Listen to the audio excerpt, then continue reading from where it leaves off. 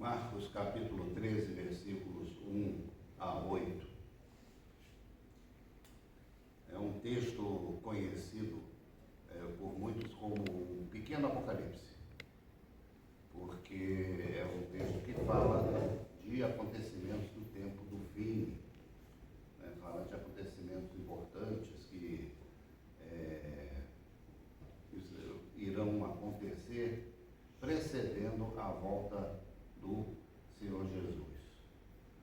E uma das coisas que eu sou grato a Deus aqui na nossa igreja é recentemente a atuação da nossa irmã Thaís na produção dos chamados, dos cultos e na divulgação nas redes sociais também.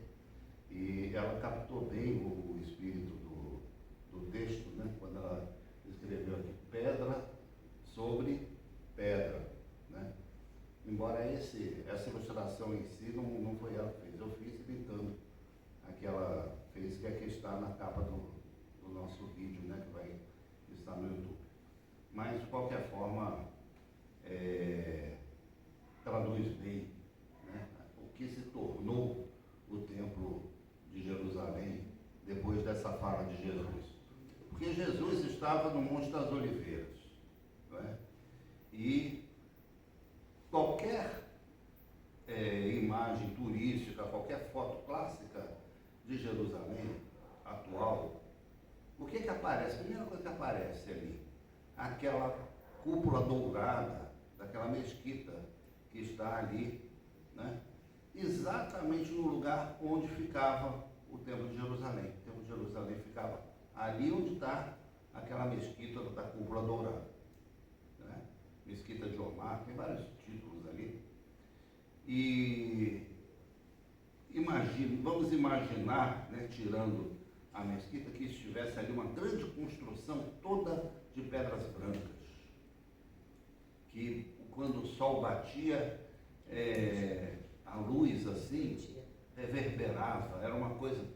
Então, exatamente naquele lugar de maior visibilidade por cima dos muros de Jerusalém, era onde ficava o Templo de Jerusalém. De longe, as pessoas que chegavam pelas montanhas avistavam aquela construção do templo, né? Era uma construção muito grande e muito visível, muito vistosa, e foi a obra começada por Herodes o Grande e que representou, né, a sua dinastia, o seu poder. Foi a obra da vida de Herodes o Grande, foi construir aquele templo que levou 40 e tantos anos para ficar pronto, não é?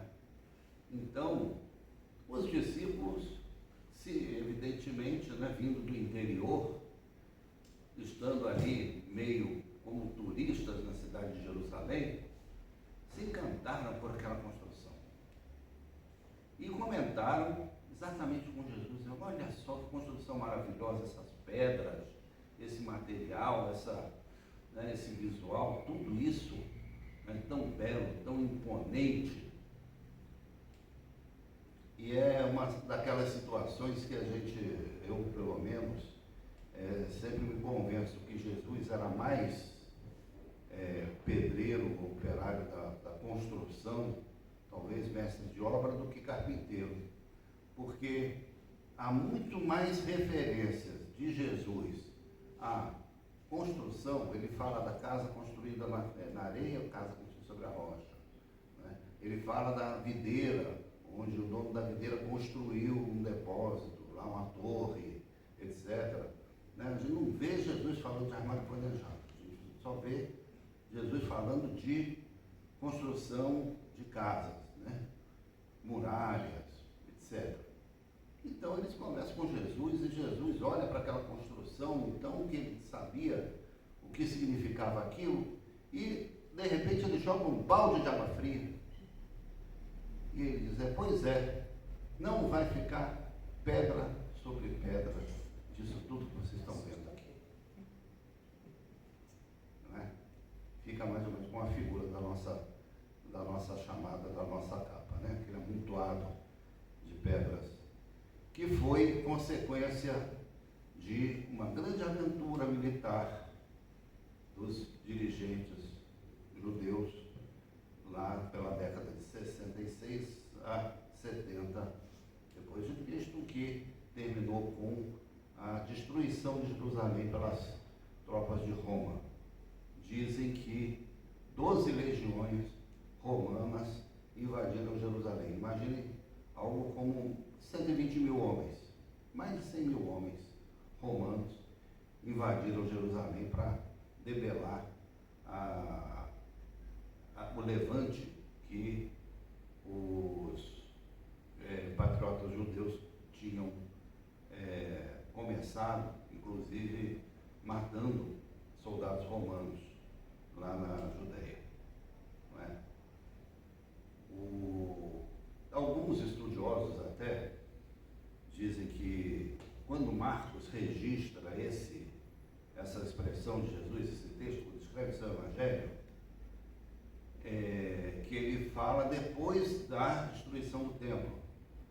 Não é? Então, que Jesus teria profetizado essas coisas, né? Ele fala depois que a profecia se cumpriu. É o que se chama ali em latim de vaticinio ex evento, né? Uma expressão muito utilizada. Só que tem um detalhe: quando Jesus foi condenado à cruz, uma das acusações que ele recebeu foi exatamente aquela de que eu destruo esse templo e reconstruo em 3 dias. Ele já tinha essa conversa da questão da derrubada do templo de Jerusalém, já no seu ministério, foi uma dos pretextos utilizados para condená-lo à morte e morte de cruz. Então, não se sustenta essa versão. Jesus realmente disse o que disse e disse oportunamente na sua vida, nos seus últimos momentos de vida, para falar a verdade, na sua última semana, porque depois ele iria ser então preso e crucificado. O fato é que aquele templo representava para a religião de Israel a sua grande realização, seu grande centro. Tudo girava em torno daquele templo. Havia uma economia que circulava em volta do templo. Ali eram sacrificados diariamente, como nós vimos na carta aos Hebreus, eram sacrificados diariamente centenas de animais para o perdão dos pecados da população de Jerusalém e de todo o mundo judaico. Eram sacrificados ali naquele templo. E com o tempo eles desenvolveram até uma certificação de animais. Você não podia levar seu bichinho de casa, não. Você tinha que comprar ali no mercado do templo animais aprovados, certificados com o selo do templo lá para você. Então, né? Claro que era um pouquinho mais caro, né? E essa economia sustentava toda uma categoria de levitas, sacerdotes e aqueles os chefes da religião de Israel, que eram famílias riquíssimas, né? Famílias muito ricas, não é para menos, né? Tinha essa fonte de renda. Tudo dependia então dessa grande instituição, dessa grande edificação que era o templo de Jerusalém. Foi isso que, com o tempo, a religião de Israel foi construída. Não é? As grandes crises da história do povo de Israel são exatamente quando o templo é destruído, com a invasão de Jerusalém por Nabucodonosor, não é? E, posteriormente, então, com essa destruição do templo pelos romanos nos anos 70, né, que proibiu aos judeus terem uma nação na sua terra, o que só foi acontecer no século XX. Não é? Então, o fato é que Jesus, ao falar da derrubada desse templo, ele não estava só apresentando a perspectiva de um acontecimento histórico que ia acontecer. Por trás disso havia uma outra verdade muito maior. Porque a religião de Jesus, ela não tem por finalidade construir grandes edificações, construir grandes instituições, não é? Embora é o que a gente tem feito assim há centenas, há vários séculos, né? Grandes templos, grandes catedrais e, enfim, né? As igrejas se constroem em volta de determinadas edificações, né? Então tem igreja onde a igreja é solo sagrado, né? Onde a igreja é templo maior. Eu estou citando aí alguns casos, mas não precisa ser só de uma determinada denominação, não. Catedrais católicas e protestantes que existem pelo mundo, né? São grandes centros de peregrinação, são grandes locais assim, de concentração de fé. A fé fica muito ligada a determinadas edificações, né? Não que eu seja contra, né? Nós temos nosso templo aqui, bonito, aconchegante, não é? Agora com essa cruz aqui, testemunhando para a população do Lago Norte quem somos como cristãos, de maneira nenhuma eu sou contrário a isso, né? Nós queremos ter um espaço aconchegante e confortável para a gente se reunir, com certeza, da mesma forma que cada um de nós quer também morar bem, quer morar numa casa confortável, que atenda às suas necessidades, que comporte, né, as suas demandas, onde tenha paz, onde tenha sossego. Isso é um anseio, um direito do ser humano, e nós como comunidade também temos o direito a ter um local de reunião, não é? Mas a nossa finalidade não é uma construção imponente, algo assim que marque a nossa presença pela própria natureza física do edifício, né?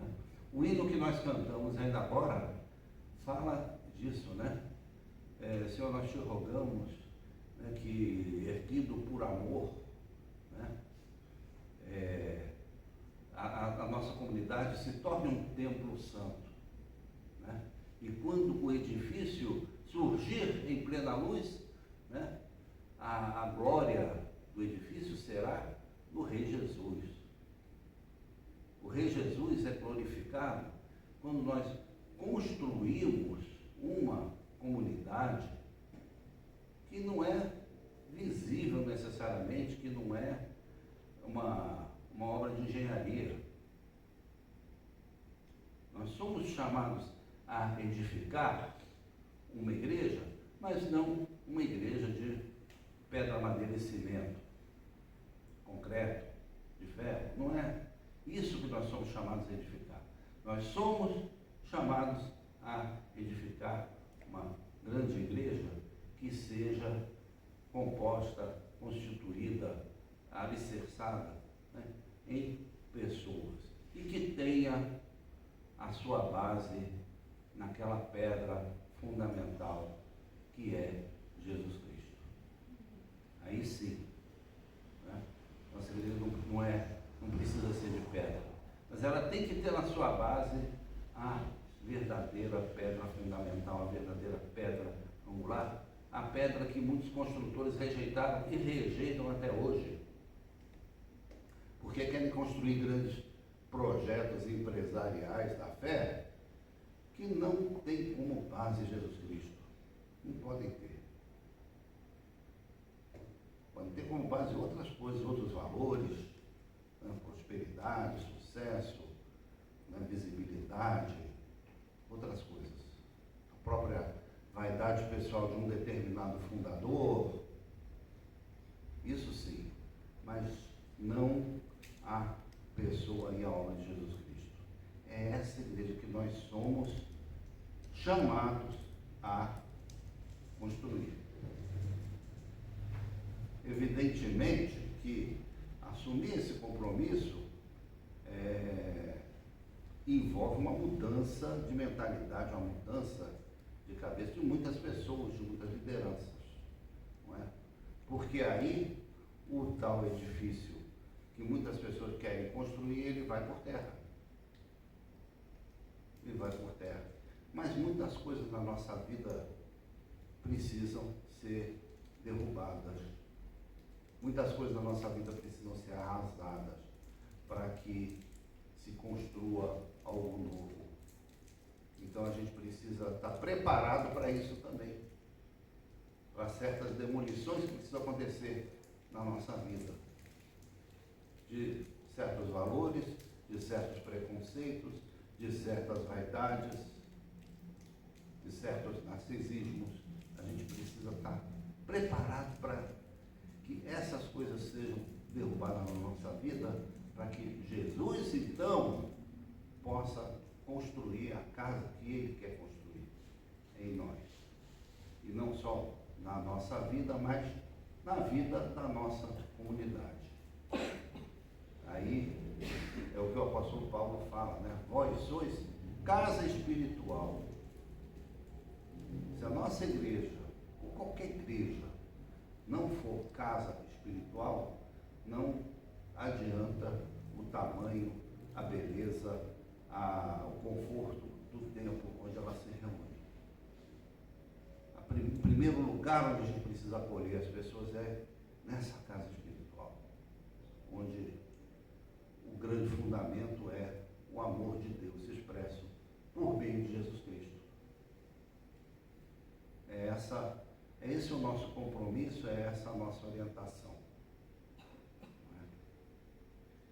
O texto prossegue, inclusive, falando também, é interessante a gente mencionar isso, de coisas que estavam para acontecer e que Jesus adverte os discípulos dizendo, olha, ninguém vos engane. Muitas pessoas vão aparecer dizendo que sou eu. E a gente vê isso acontecer sempre, não é? Para nós, esse texto, né, o texto que fala do princípio das dores, é um texto muito conhecido. A gente já está acostumado a ler isso no Evangelho, nos diversos Evangelhos e tudo, né? Mas quando Jesus falou isso para os discípulos, era uma novidade. Porque Jesus ainda não tinha tocado nesse assunto realmente com profundidade com os seus discípulos. Ele deixou para falar das coisas do tempo do fim, quando o seu ministério estava quase terminando, nos últimos dias. Por isso ele adverte os seus discípulos. E ele fala, né?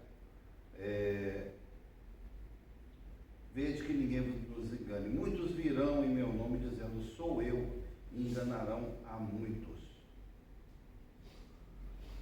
E aqui fala, né, de guerras e rumores de guerras. É necessário assim acontecer, mas ainda não é o fim, porque se levantará nação contra nação e reino contra reino. Haverá terremotos em vários lugares e também fomes. Estas coisas são o princípio das dores. O fato é que levantarem-se nação contra nação, reino contra reino, guerra entre as nações, a gente tem convivido com isso já há muito mais do que 20 séculos, não é? Mas o tempo do fim, ele começa com a ressurreição de Jesus. Ali começam os últimos dias. Quanto tempo vai durar? Nós não sabemos. Os discípulos perguntaram, na hora de Jesus subir, disse, e aí, quando é que vai ser? Não vos compete conhecer tempos ou épocas que o Pai reservou para seu exclusivo. Pronto. Nem o Filho sabe, só o Pai. Então, mas nós estamos no tempo do fim. E no tempo do fim nós somos chamados obrigados a ter esse discernimento de ninguém aparecendo, falando em nome de Jesus, que ninguém nos engane. Para isso nós temos os evangelhos, para isso nós pregamos de domingo a domingo, para estar sempre firme, estar sempre alerta, estar sempre consciente da palavra do Evangelho de Jesus. Mas muitos pregam nesse trecho aqui, enfatizando essas questões escatológicas, né? Essas questões do tempo do fim. Mas a palavra que eu gostaria de trazer para vocês hoje tem muito mais a ver com isso, que não ficará pedra sobre pedra daquilo que muitas vezes a gente constrói em nome de uma religião, em nome de um princípio, em nome de uma coisa com a qual Jesus Cristo não tem nada a ver. Vamos meditar sobre isso, vamos ter consciência dessas coisas. Amém?